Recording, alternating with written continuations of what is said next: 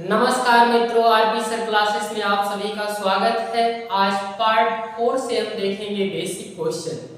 Question पहला है, 5 अंकों वाली सबसे छोटी कौन सी संख्या 41 से विभाजित होगी।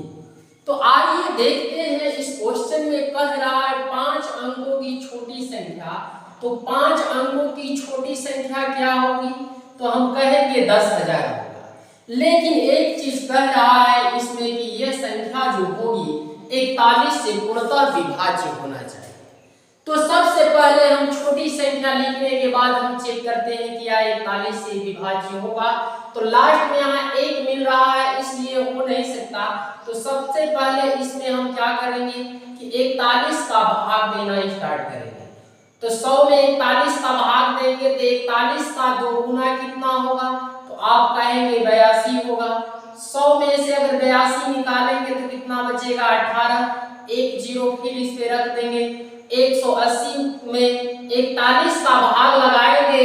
अगर समझ में नहीं आता होगा तो 1 0 हटाकर 1 हटाकर देख लेंगे। 4 का 18 में भाग कितना बार जाएगा?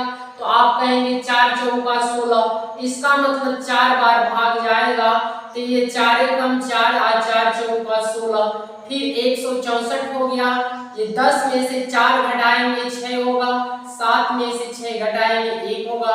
और 1 0 इस पे से फिर उतारेंगे तो देखेंगे कितना हो रहा है। तो यहाँ भाग कितना गया है? 4 बार। फिर आगे देखते हैं तो यहाँ भी 1 0 हटा लेते हैं, 1 0।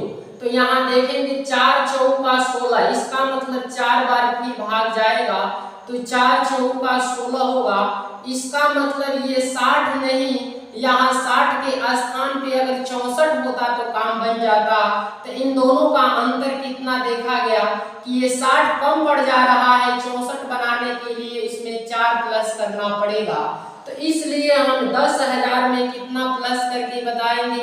तो 10,000 तो है ही है, इसमें 4 प्लस करके आप जवाब दे सकते हैं कि इसका करेक्ट आंसर जो होगा 5 अंकों की छोटी से छोटी संख्या कौन होगी? तो 10,004 होगा, जो 41 से पूर्णतः विभाज्य होगा। जो दूसरा विकल्प आपका बिल्कुल सही है। आते हैं अगले नंबर पे और उस पे भी हम चर्चा करते हैं कि अगला क्वेश्चन क्या है।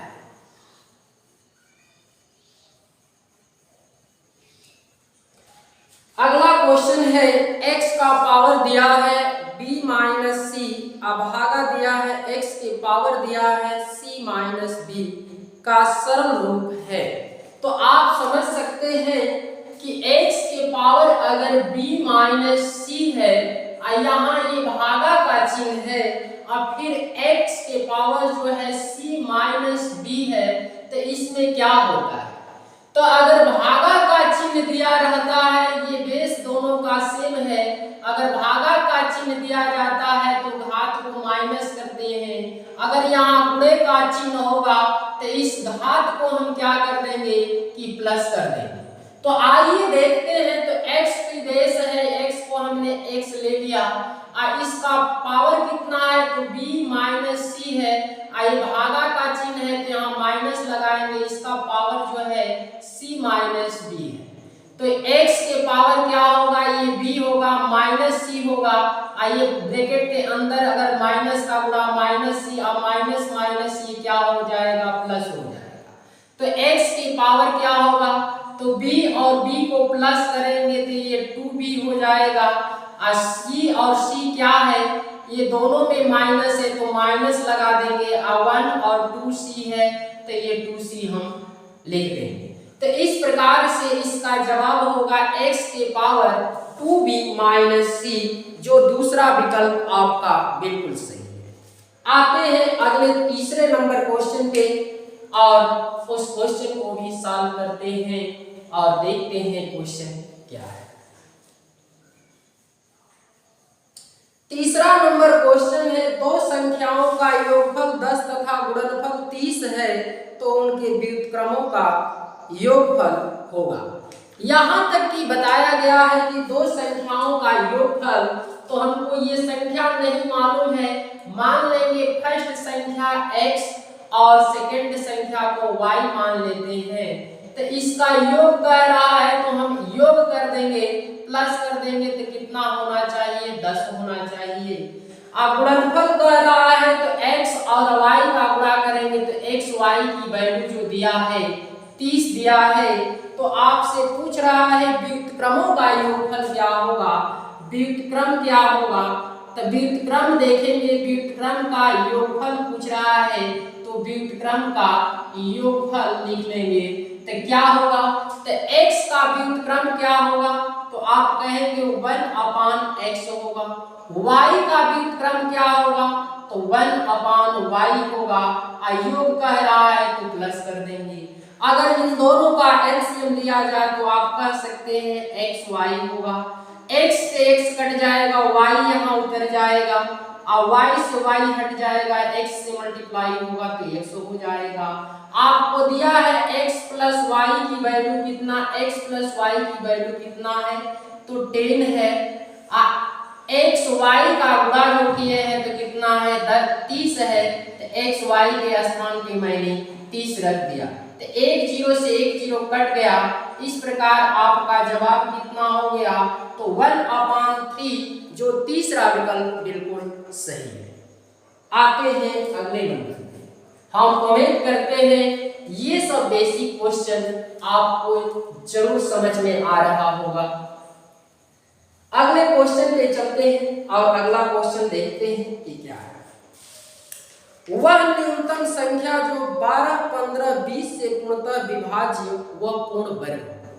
तो आइए देखते हैं, जब न्यूनतम संख्या बोलता है तो हम क्या करते हैं, सबसे पहले मैं 12 संख्या कह रहा है, फिर 15 कह रहा है और फिर 20 से पूर्णतः विभाज्य हो तो ये 12, 15, 20 का एलसीएम क्या होगा, तो 20 का 2 गुना 40 होगा, 40 में 15 और 12 का भाग लगेगा नहीं।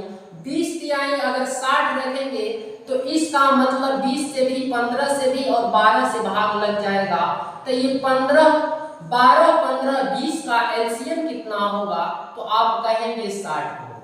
अब 60 से ही चेक करेंगे कि किसमें भाग जा रहा है। एक कंडीशन ये भी होना चाहिए कि वो पूर्ण वर्ग। तो ऑप्शन पे आते हैं तो ऑप्शन पहला लिखा है 400, दूसरा ऑप्शन है 900 और तीसरा ऑप्शन है 1600 और चौथा ऑप्शन है 3600।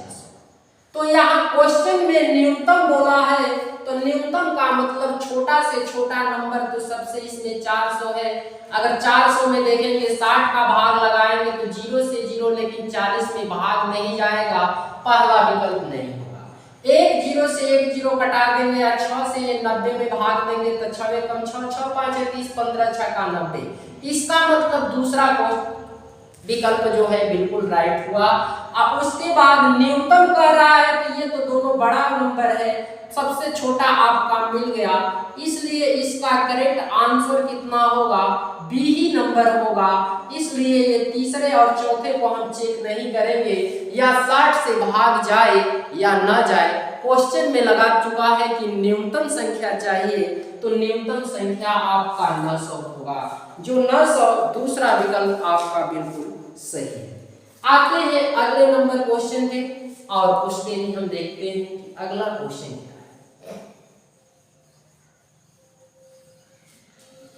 वह न्यूनतम संख्या क्या होगी जो कि 7220 में जोड़ने पर नई संख्या पूर्ण वर्ग बन जाए। यहां भी पूर्ण वर्ग बनाना है, ये क्वेश्चन में 7220 है और इसमें क्या हम ऐड करेंगे कि पूर्ण वर्ग बन जाए। तो ऑप्शन में है 2, 3, 8 और 5 है। तो आइए देखते हैं, कभी भी किसी संख्या का वर्ग करते हैं तो लास्ट नंबर 2 नहीं मिलता है, क्योंकि यहाँ 0 है, 1 है, 2 है, 3 है, 4 है, 5 है, 6 है, 7 है, 8 है, 9 है। वर्ग करके देखेंगे तो 0 होगा, यहाँ 1 होगा, इसका 4 होगा, इसका 9 होगा, इसका 16 होगा, इसका 25 होगा, इसका 36 होगा, ये 7 का 49 होगा, 8 का 64 होगा, 9 का 81 होगा। तो यहाँ 2 देखेंगे, किसी भी वर्ग संख्या के लास्ट में नहीं है तो पहला विकल्प नहीं होगा। 3 देखेंगे तो 3 कहीं भी लास्ट में नहीं मिल रहा है, इसलिए दूसरा विकल्प तो होगा नहीं। तीसरा विकल्प 8 देखते हैं तो 8 भी किसी संख्या के वर्ग के लास्ट में दिखाई नहीं दे रहा है, तो 8 भी नहीं होगा। 5 को देखते हैं तो 5 जो है कि 5 के वर्ग में मिल गया, इसलिए इसमें क्या ऐड करना पड़ेगा, तो 5 ऐड करना पड़ेगा, इसलिए चौथा विकल्प आपका बिल्कुल सही है। आते हैं अगले नंबर।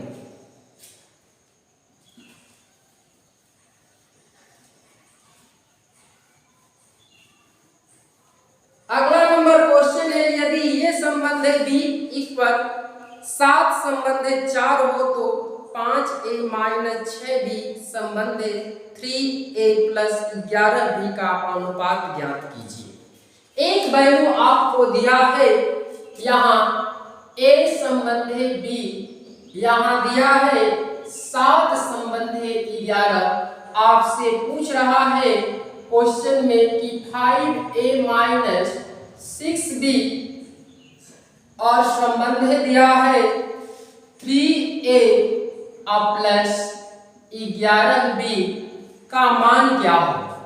तो आइए देखते हैं कि इसका मान क्या हो। तो a जो है फर्स्ट नंबर पे है, फर्स्ट नंबर पे 7 रख लेंगे, b जो है दूसरे नंबर पे है, दूसरे नंबर पे 4 रखकर इस क्वेश्चन को सॉल्व कर सकते हैं। क्योंकि ये अनुपात में दिया है, ये भी अनुपात में दिया है, तो हम ये भी नहीं कह सकते कि a का वैल्यू एग्जैक्ट 7 होगा। यहाँ इसको हम 7x भी मान सकते हैं, इसको हम 4x भी मान लेंगे, लेकिन x तो दोनों में कॉमन मिलेगा, तो इसलिए ये हट जाएगा, इसलिए मात्र हम 7 और 4 से मान रख कर काम चला सकते हैं। तो आइए a के स्थान पे हम क्या रखेंगे, तो a के स्थान पे हम 7 रखेंगे और b दूसरे नंबर पे है तो दूसरे नंबर पे 4 रखेंगे। तो a का मान 7 है, तो 7 a का मान है, तो a के यहाँ 7 रखेंगे तो 7 5 कितना होगा, तो आप कहेंगे 35 होगा।